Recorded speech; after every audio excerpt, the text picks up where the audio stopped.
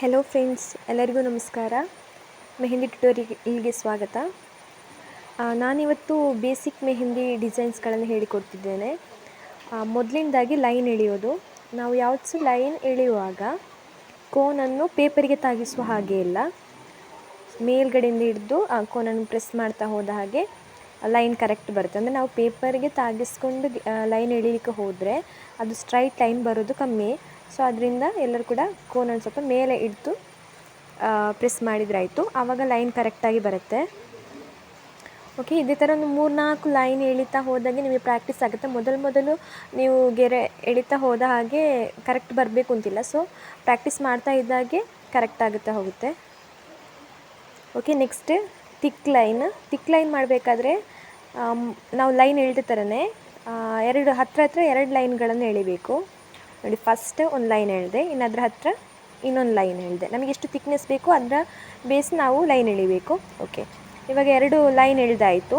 Next ನೋಡಿ, ಕೋನನ್ನು ಇದೇ ಥರ ಪ್ರೆಸ್ ಮಾಡ್ತಾ ಹೋದ್ರಾಯ್ತು. ಅಂದರೆ ಫಿಲ್ಲಿಂಗ್ ಮಾಡಬೇಕು. ಸೊ ತಿಕ್ ಲೈನ್ ಮಾಡೋದು ಹೀಗೆ. ಅಂದರೆ ನೀವು ಇವಾಗ ಫಸ್ಟೇ ತಿಕ್ ಲೈನ್ ಮಾಡುವಾಗ ಕೋನನ್ನು ತುಂಬ ಪ್ರೆಸ್ ಮಾಡ್ತಾ ಹೋದರೆ ಆಚೆ ದಪ್ಪ ಬರುತ್ತೆ. ಅಂದರೆ ಅದು ನೀಟಾಗಿರಲ್ಲ. ಸೊ ನಾವು 2 ಲೈನ್ ಎಳೆದು ನೆಕ್ಸ್ಟ್ ಅದರ ಮಿಡ್ಲಿಗೆ ನಾವು ಕೋಟಿಂಗ್ ಮಾಡಿದರೆ ಆಯಿತು. ನೋಡಿ, ಇದೇ ಥರ ಕೋಟಿಂಗ್ ಮಾಡ್ತಾ ಹೋದರೆ ಆಯಿತು. 2 ಲೈನ್ ಮೊದಲು ಎಳಿಬೇಕು, ಎಳೆದ ನಂತರ ಅದಕ್ಕೆ ಕೋಟಿಂಗ್ ಮಾಡಬೇಕು. ಓಕೆ, ಇವಾಗ ತಿಕ್ ಲೈನ್ ಎಳೆದಾಯಿತು. ನೆಕ್ಸ್ಟ್ ಬಂದುಬಿಟ್ಟು ವೇವ್ಸ್. ಅದನ್ನು ಹೇಗೆ ಮಾಡು ಅಂತ ಹೇಳಿದರೆ ನೋಡಿ, ಇದೇ ಥರ ಫಸ್ಟಿಗೆ ಒಮ್ಮೆ ಮೇಲ್ಗಡೆ ಹೋಗೋದು, ನೆಕ್ಸ್ಟ್ ಕೆಳಗಡೆ ಬರೋದು. ಸ್ವಲ್ಪ ಇದು ದೂರ ಆಗಿರುತ್ತೆ ವೇವ್ಸ್ಗಳನ್ನು ಎಳೆಯೋದು. ವೇವ್ಗಳನ್ನು ಹೀಗೆ ಮಾಡ್ತಾ ಹೋದ್ರಾಯಿತು. ಸೊ ಇದು ಎಲ್ಲರಿಗೆ ಅಂದರೆ ಬಿಡಿಸ್ಲಿಕ್ಕೆ ಈಸಿ. ನಾವೀಗ ಸಣ್ಣದಿರುವಾಗ 1ನೇ ಕ್ಲಾಸ್ 2ನೇ ಕ್ಲಾಸಿಗೆಲ್ಲ ಹೋಗುವ ಇದೇ ಥರ ಎಲ್ಲ ಬರೀಲಿಕ್ಕೆ ಹೇಳಿಕೊಡ್ತಿದ್ರಲ್ಲ ನಮಗೆ. ರೌಂಡ್ ಹಾಕಲಿಕ್ಕೆ, ಸರ್ಕಲ್ಸ್ ಮತ್ತು ಎಂತ ಗೆರೆ ಎಳೀಲಿಕ್ಕೆ ಇದೇ ಥರ ಹೇಳಿಕೊಡ್ತಿದ್ರಲ್ಲ. ಅದೇ ಇಲ್ಲಿ ಕೂಡ ಮೆಹಂದಿಲಿ ಕೂಡ ಅದೇ ಹೆಚ್ಚಾಗಿ ಯೂಸ್ ಆಗೋದು.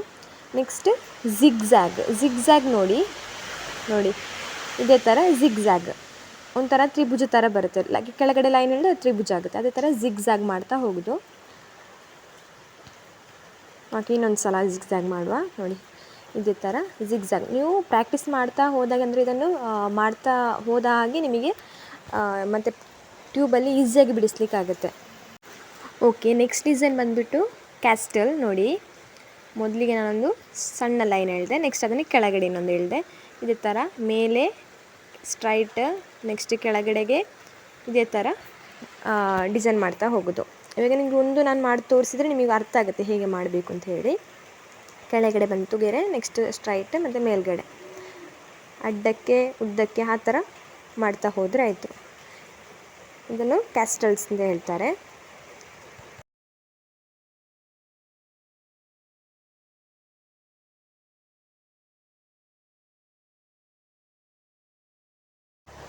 ಓಕೆ, ನೆಕ್ಸ್ಟ್ ಬಂದುಬಿಟ್ಟು ಸ್ಕ್ಯಾಲ್ಪ್ಸನ್ನು ಹೇಗೆ ಮಾಡೋದು ಅಂತ ಹೇಳಿ, ಫಸ್ಟಿಗೆ ಒಂದು ಸ್ಟ್ರೈಟ್ ಲೈನ್ ಎಳಿಬೇಕು. ಸ್ಟ್ರೈಟ್ ಲೈನ್ ಎಳೆದಾಯಿತು. ನೆಕ್ಸ್ಟ್ ನೋಡಿ, ಹಂಪ್ಸ್ಗಳಂತ ಹೇಳ್ಬೋದು. ಇದನ್ನು ಇದೇ ಥರ ಕೆಳಗಡೆಯಿಂದ ಮೇಲ್ಗಡೆಗೆ ಒಂದೊಂದು ಹೂವಿನ ಹೆಸರುಗಳನ್ನು ಮಾಡ್ತಾ ಹೋಗೋದು. ಇದೀಗ ಫಸ್ಟಿಗೆ ಮಾಡುವಾಗಲೇ ಕರೆಕ್ಟ್ ಬರಬೇಕು ಅಂತಿಲ್ಲ. ಬಿಕಾಸ್ ಸ್ಪೀಡ್ ಮಾಡಿದ ಹಾಗೆ ಅದು ಡಿಸೈನ್ಸ್ ಚೆನ್ನಾಗಿ ಬರೋದಿಲ್ಲ. ಸೊ ಸ್ವಲ್ಪ ಸ್ಲೋ ಮಾಡ್ತಾ ಹೋಗಬೇಕಾಗುತ್ತೆ. ಈ ಸ್ಕ್ಯಾಲ್ಪ್ಸನ್ನು ಬಿಡಿಸುವಾಗ ಸ್ವಲ್ಪ ಆದಷ್ಟು ಸ್ಲೋ ಲೈನ್ ಎಳೆದ ನಂತರ ನೀಟಾಗಿ ಬರಬೇಕು ಅಂದರೆ ಸ್ಲೋ ಮಾಡಬೇಕಾಗುತ್ತೆ. ಈಗ ಫಸ್ಟಿಗೆ ನಾವು ಸ್ಪೀಡ್ ಮಾಡ್ಕೊಂಡು ಹೋದಾಗೆ ಅದು ಚೆನ್ನಾಗಿ ಬರೋದಿಲ್ಲ. ಸ್ವಲ್ಪ ಪ್ರಾಕ್ಟೀಸ್ ಮಾಡ್ತಾ ಹೋದ ಹಾಗೆ ಚೆನ್ನಾಗಿ ಬರುತ್ತೆ. ನೋಡಿ, ಇದೇ ಥರ ಸಪೂರವಾಗಿ ಸಣ್ಣದು ಬಿಡಿಸ್ತಾ ಹೋದರೆ ಮತ್ತೂ ಚೆನ್ನಾಗಿರುತ್ತೆ.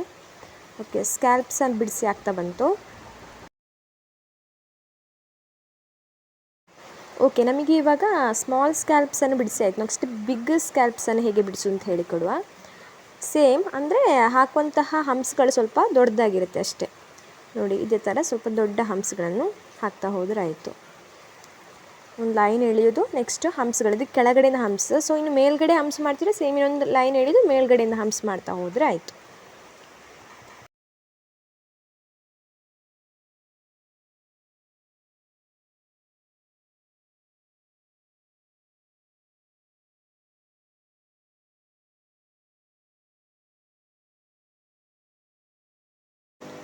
ಓಕೆ, ಇವಾಗ ಬಂಪಿಗಳನ್ನು ಹೇಗೆ ಬಿಡಿಸೋದು ಅಂತ ಹೇಳಿದರೆ, ನಾವಿವಾಗ ಝಿಗ್ಝ್ಯಾಗ್ಸನ್ನೆಲ್ಲ ಮಾಡ್ಕೊಂಡು ಬಂದ್ವಿ ಅಲ್ಲ, ಅದೇ ಥರ ಸ್ವಲ್ಪ ಚೇಂಜ್ ಇದೆ. ಒಂಥರ ನಾವೀಗ ನೋಡಿ, ಒಮ್ಮೆ ಮೇಲ್ಗಡೆ ಕೆಳಗಡೆ ಮೇಲ್ಗಡೆ ಕೆಳಗಡೆ ಒಂದೇ ಥರ ಹೋದರೆ ಆಯಿತು. ಅಂದರೆ ಮೇಲೆ ಮತ್ತು ಕೆಳಗಡೆ ಒಂದೇ ಲೆವೆಲಲ್ಲಿ ಹೋಗ್ತಾ ಇದ್ದರೆ ಆಯಿತು. ಬಂಪಿ ಅಂತ ಹೇಳಿ ಕರಿತಾರೆ ಇದನ್ನು. ನೋಡಿ ಇದೇ ಥರ, ಅಂದರೆ ನಾವೀಗ ಹಾವು ಹೋದಾಗೆ ಅಂತ ಹೇಳ್ತೇವಲ್ಲ, ಅದೇ ಥರ ಮಾಡ್ಕೊಂಡು ಹೋದರೆ ಆಯಿತು. ಓಕೆ, ನೆಕ್ಸ್ಟ್ ಲೈಟ್ನಿಂಗ್ ಅಂತ ಹೇಳಿದ್ರೆ ಇದು ಈಸಿ ಸ್ವಲ್ಪ ಮಾಡಲಿಕ್ಕೆ. ನೋಡಿ ಇದೇ ಥರ ಝಿಗ್ಝ್ಯಾಗ್ ಥರನೇ ಇರೋದು. ಸ್ವಲ್ಪ ಅದು ಝಿಗ್ಝ್ಯಾಗ್ ಆದರೆ ತ್ರಿಭುಜ ಥರ ಬರ್ತದೆ, ಇದು ಸ್ವಲ್ಪ ಓರೆಯಾಗಿ ಹೋಗೋದು. ನೋಡಿ ಇದೇ ಥರ ಮಾಡಿದರೆ ಆಯಿತು. ಝಿಗ್ಝ್ಯಾಗ್ ಮತ್ತು ಕ್ಯಾಸ್ಟಲ್ ಇದೆಲ್ಲ ಮಾಡಲಿಕ್ಕೆ ಸ್ವಲ್ಪ ಈಸಿ ಇದೆ, ಅದೇ ಥರ ಲೈಟ್ನಿಂಗ್ ಕೂಡ. ನೆಕ್ಸ್ಟ್ ಬಂದುಬಿಟ್ಟು ಲೂಪ್ಸ್ ಮಾಡೋದು ಹೇಗೆ ನೋಡಿ, ಆಮೇಲೆ ಮೇಲೆ ಒಂದು ಸಣ್ಣ ರೌಂಡ್ ಥರ ಬರುತ್ತೆ, ಇದೇ ಥರ ಮಾಡ್ತಾ ಹೋದರೆ ಆಯಿತು ಲೂಪ್ಸ್. ಇದನ್ನು ಲೂಪ್ಸ್ ಅಂತ ಹೇಳಿ ಕರೀತಾರೆ. ಓಕೆ, ನಾವು ಇನ್ನೊಂದು ಸಲ ಮಾಡುವ ಲೂಪ್ಸನ್ನು.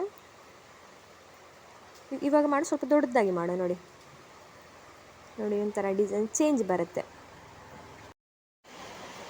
ಓಕೆ, ಇವಾಗ ಲೂಪ್ಸ್ ಎರಡನೇ ಸಲ ಕೂಡ ಬಿಡಿಸಿ ಆಯಿತು.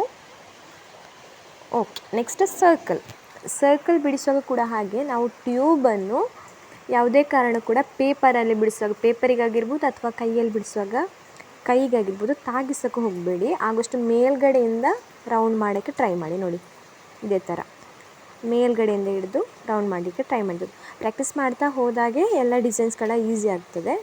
ಸೊ ಒಂದು 4 to 5 ಟೈಮ್ಸ್ ಸರ್ಕಲ್ ಹಾಕಲಿಕ್ಕೆ ಕಲೀರಿ, ಆವಾಗ ಬರುತ್ತೆ. ಅದು ಪ್ರಾಕ್ಟೀಸ್ ಮಾಡ್ತಾ ಹೋದ ಹಾಗೆ ಚೆನ್ನಾಗಿ ಮಾಡಲಿಕ್ಕಾಗುತ್ತೆ ರೌಂಡ್ಸನ್ನು.